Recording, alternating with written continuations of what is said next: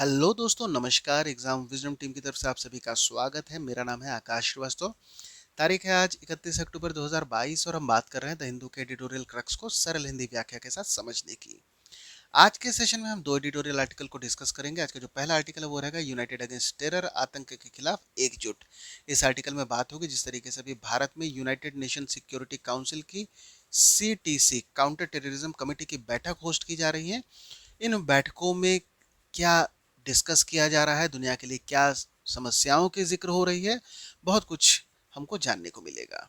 दूसरे editorial article में हम बात करेंगे अ बर्ड इन द हैंड, पक्षी हाथ में। जिस तरीके से दुनिया के सबसे अमीर व्यक्ति एलन मस्क द्वारा ट्विटर का भी अधिग्रहण कर लिया गया है, अब क्या समस्याएं हैं, क्या चैलेंजेस रहेंगे, क्या अपॉर्चुनिटी है, क्या ट्विटर भविष्य में इतना न्यूट्रल अब रह पाएगा, ये सब कुछ इस आर्टिकल में डिस्कस किया गया है।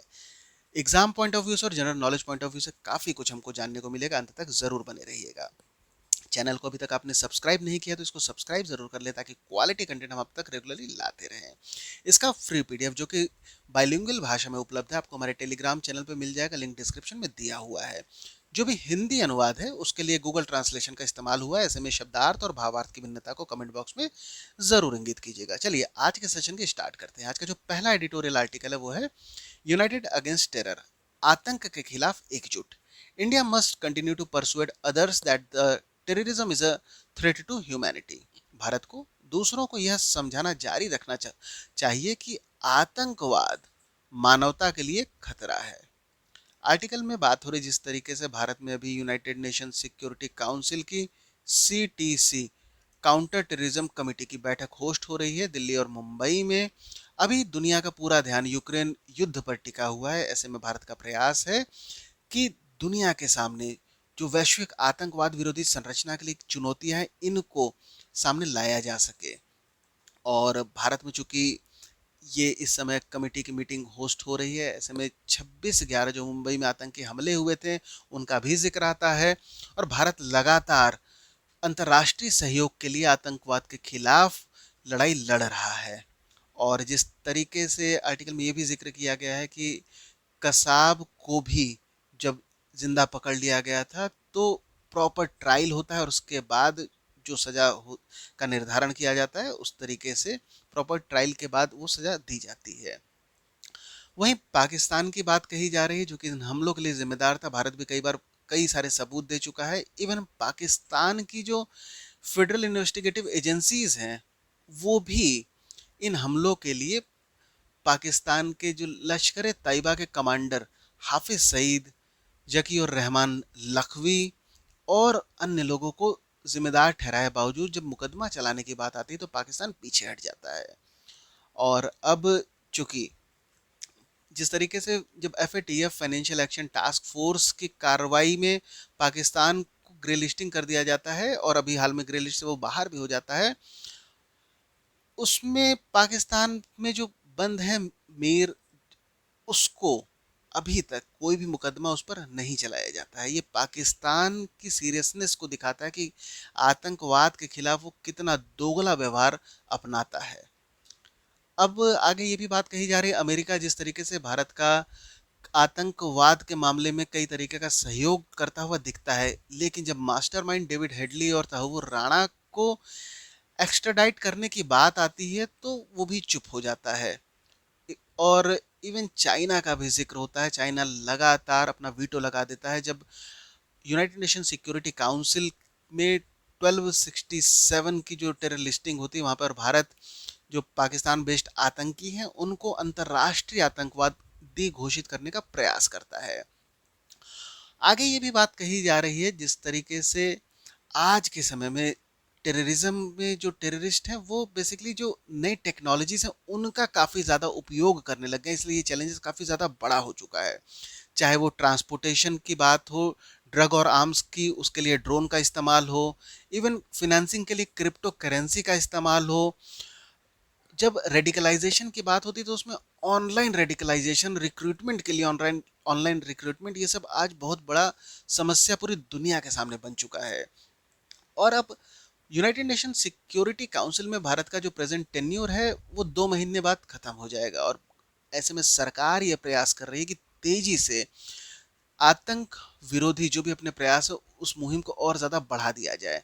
और इसी के तहत no money for terror conference जो कि 18-19 नवंबर को आयोजित किया जाएगा। इसके अलावा यूनाइटेड नेशन सिक्योरिटी काउंसिल में एक स्पेशल ब्रीफिंग होगी, challenges to global counter terrorism effort, दिसंबर 15-16 में आयोजित की जाएगी। और ऐसे में भारत द्वारा जिस तरीके से लगातार प्रयास किया जा रहा है कि जो आतंकवाद है ये किसी एक देश की समस्या नहीं है बल्कि ये पूरे विश्व की समस्या है। आतंकवाद का न कोई मजहब होता है, न कोई धर्म होता है, न कोई घर होता है।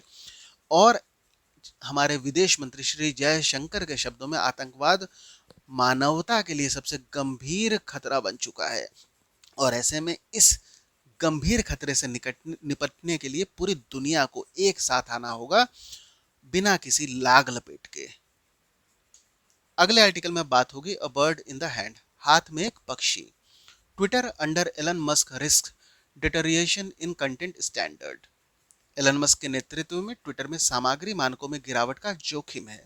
आर्टिकल में बात हो रही जिस तरीके से ट्विटर जो कि दूसरे सोशल मीडिया से अलग माना जाता है, अलग इस बारे में माना जा सकता है कि इसके यूज़र का जो बेस है वो तो कम है, काफ़ी कम है। जब कंपैरिजन अगर हम चाहे फेसबुक के डेटा से, मेटा से कर लेते हैं, इवन टिकटॉक जैसे जो प्लेटफॉर्म है उससे इसके जो यूज़र बेस है बहुत कम है।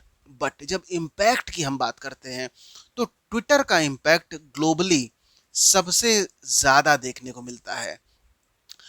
ट्विटर के यूज़र्स में पॉलिटिकल, पूरी दुनिया में जो भी पॉलिटिशियंस हैं वो शामिल होते हैं, पूरी दुनिया में जो कॉर्पोरेट लीडर्स हैं वो शामिल होते हैं। इसके अलावा ऐसे लोग ट्विटर के यूज़र बेस में जिनका खुद बहुत लंबा चौड़ा फॉलोइंग होता है। ट्विटर में मात्र 280 कैरेक्टर के मैसेज दिए जा सकते हैं। आज के समय में ट्विटर का इस्तेमाल चाहे वो ब्रेकिंग न्यूज़ को देने को हो, बहस चर्चा, इवन लोगों को मोबिलाइजेशन करने के लिए किया जा रहा है।